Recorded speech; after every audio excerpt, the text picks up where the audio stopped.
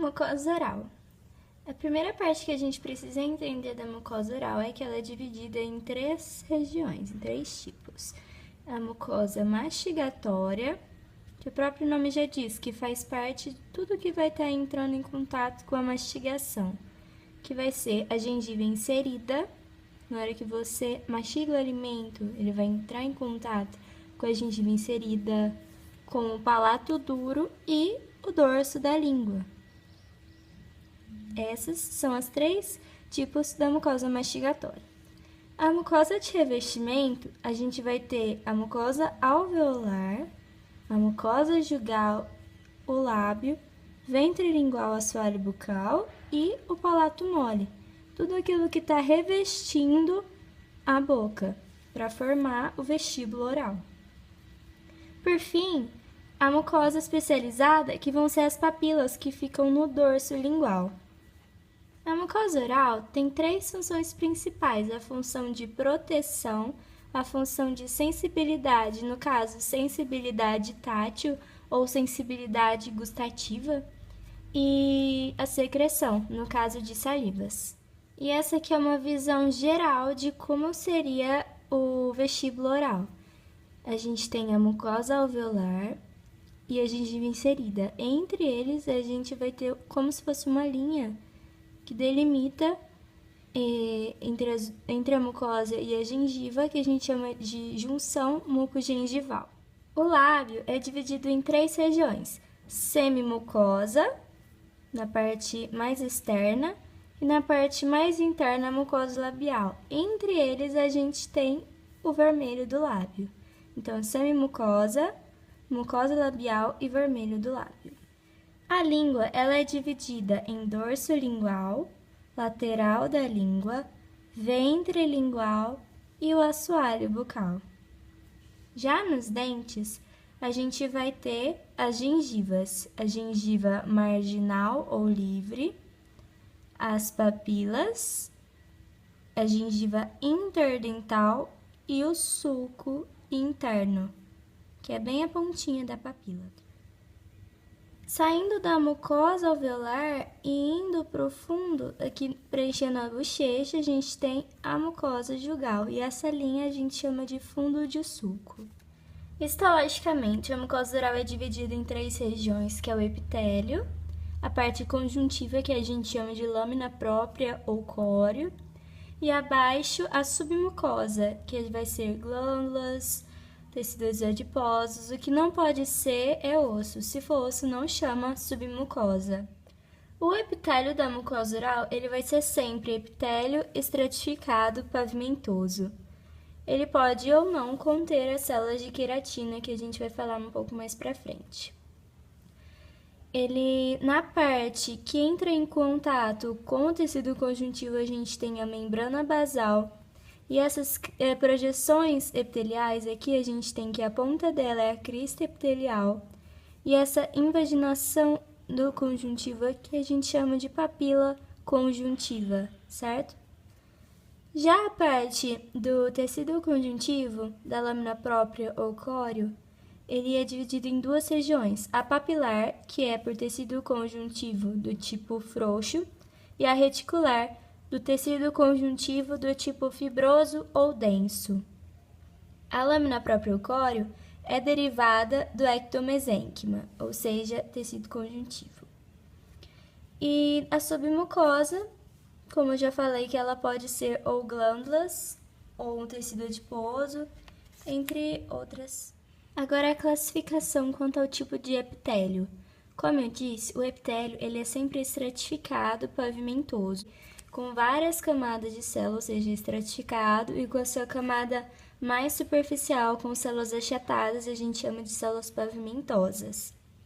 Se ele for queratinizado, conter a célula de queratina, ele pode ser de dois tipos: ortoqueratinizado ou paraqueratinizado. Quando ele tiver núcleo na camada mais superficial, a gente chama de paraqueratinizado, quando não tiver, ortoqueratinizado. As camadas do epitélio são: a camada que está em contato com o conjuntivo é a camada basal, ela está sempre uma coloração mais escura porque ela está sofrendo muita mitose, então ela está em constante proliferação, porque ela está recebendo aqui do conjuntivo a irrigação dos vasos sanguíneos, porque no epitélio não tem vasos sanguíneos. Então essa é a camada basal, depois a camada espinhosa, a granulosa e a camada mais superficial é a camada córnea, em que a gente tem as células de queratina que já estão mortas, então elas estão sofrendo uma descamação. O paraqueratinizado, na camada córnea, a diferença é que ele vai conter núcleos. Já o epitélio não queratinizado, ele não vai ter as duas últimas camadas, que é a granulosa e a córnea. Elas vão se chamar intermediária e superficial. Então, nós temos a camada basal, camada espinhosa, camada intermediária e camada superficial. O nome granulosa e o nome córnea, a gente pode associar a queratina, porque granulosa é onde está acumulando grânulos de citoqueratina. E no não queratinizado, como não tem queratina, a gente dá um nome de intermediária mesmo. Então, recapitulando, a camada basal ela vem logo depois do tecido conjuntivo, ela está sempre em constante mitose, por isso que ela tem essa coloração um pouco mais marcada, e tem essas cristas epiteliais. A função delas é dar resistência ao epitélio ao atrito. A camada espinhosa ela apresenta bastante junções intercelulares, que são os desmossomos e os hemidesmossomos, e ela tem esse formato de poliédrica. Às vezes ela apresenta alguns espinhos ou não, camada espinhosa. A granulosa, o nome dela é porque está acumulando grânulos de citoqueratina, ou seja, está acumulando a queratina. E a camada córnea é a camada mais superficial, onde a gente tem células já com excesso de queratina e já sofreram apoptose. Já na parte de tecido conjuntivo, que a gente chama de lâmina própria ou córeo, é dividida em duas regiões, a papilar de tecido conjuntivo do tipo frouxo e a reticular do tecido conjuntivo do tipo denso. Papilar porque ele está aqui na região das papilas e reticular porque lembra uma rede, onde nós temos o tecido conjuntivo fibroso. E abaixo do conjuntivo nós temos ou submucosa ou osso. A submucosa podem ser adipócitos, onde acumulam lipídios, ou glândulas salivares ou músculos.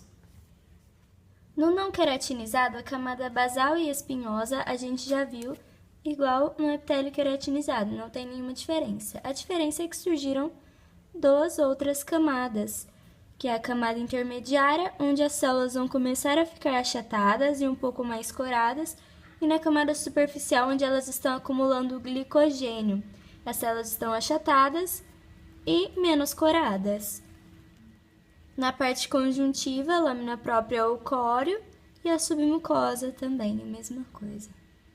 Além da queratina, nós temos outros tipos de células permanentes, a gente chama de não queratinócitos, ou seja, células que não são a queratina, mas que se encontram também permanentes no epitélio. São elas os melanócitos, células de Langerhans e células de Merkel. Os melanócitos, a função delas é a produção da melanina. A melanina nos fornece proteção contra os raios solares e da pigmentação da cor da mucosa. Elas são células claras e não apresentam nenhuma junção desmossômicas.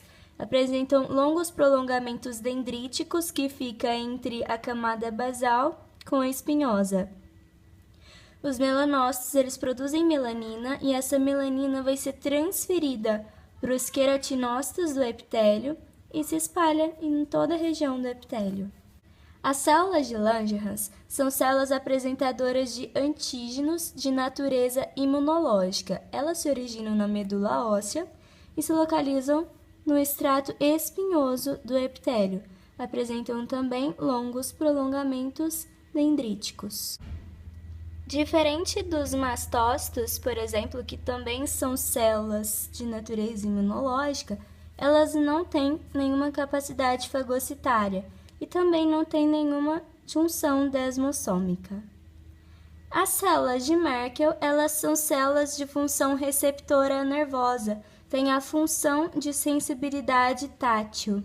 Elas se localizam apenas na camada basal e elas entram em contato com um neurônio sensitivo. E dentre as três, ela é a única que apresenta junções desmossômicas, que são esses pequenos tracinhos que eu tentei representar aqui. As células permanentes predominantes no epitélio são os queratinócitos. Elas apresentam junções desmossômicas e acumulam muita queratina. A sequência dela é que ela começa a se dividir na camada basal, ela surge na camada basal, sofre um processo de maturação na camada espinhosa, granulosa, e na hora que chega na camada córnea, elas já sofreram apoptose. Depois nós temos as células que não são permanentes, elas são células transitórias.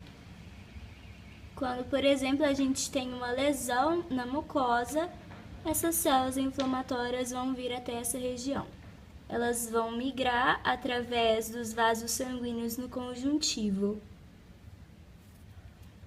Elas não têm junções celulares do tipo desmossômica e as mais comuns são os linfócitos, neutrófilos e mastócitos. A classificação do tipo de epitélio quanto ao tipo de mucosa. Quando ele é uma mucosa de revestimento, ele é um epitélio não queratinizado. Se for uma mucosa mastigatória, é um epitélio queratinizado. Na mucosa gengival, ele é paraqueratinizado e no palato duro, ortoqueratinizado. E a mucosa especializada vai depender do tipo das papilas. Nós temos 4 tipos de papilas. As papilas filiformes, que estão espalhadas em todo o dorso da língua. As fungiformes, que a gente consegue ver, que são alguns pontinhos que a gente consegue ver macroscopicamente. As papilas foliadas, elas estão mais pro fundo, bem na lateral. E as valadas no V lingual. As papilas filiformes, ela tem um formato afunilado, com a ponta dela apontando para a orofaringe. Ele é um epitélio ortoqueratinizado, tem a função de sensibilidade tátil e é a única papila que não apresenta os botões gustativos, que a função do botão gustativo é a função de resposta aos sabores, é a função gustativa. Então, a papila filiforme, ela tem a função tátil, então ela não apresenta os botões gustativos, tem um papel mecânico. Ela contém os 3 tipos de células que eu comentei, que são os não queratinócitos, que tem os melanócitos, as células de Langerhans e as células de Merkel. As papilas fungiformes, elas apresentam bastante botões gustativos. O epitélio dela é paraqueratinizado. Elas são vistas macroscopicamente bem distribuídas em todo o dorso lingual. Elas têm um formato de cogumelo, que dá o nome fungiforme. As papilas ovaladas, elas apresentam um epitélio ortoqueratinizado e constituem todo o V lingual. Elas podem ser encontradas com o nome de caliciforme também. No seu formato, nós temos um sulco, que a gente chama de sulco circular ou valum, onde no final desse sulco, nós vamos ter uns ductos secretores de glândulas salivares menores, que a gente chama de von Ebner. São secreções que arrastam os restos alimentares que obstruem os botões gustativos que ficam na parede destes sulcos. E o botão gustativo, ele tem um formato que lembra uma cebola, e no centro dele nós temos o poro. E eles ocupam toda a espessura do epitélio e encontram-se todos os tipos de papilas, à exceção das filiformes. Por fim, nós temos a papila foliada. Na parede desses sulcos ela apresenta bastante os botões gustativos E o que separa essas papilas são os sulcos ou fissuras.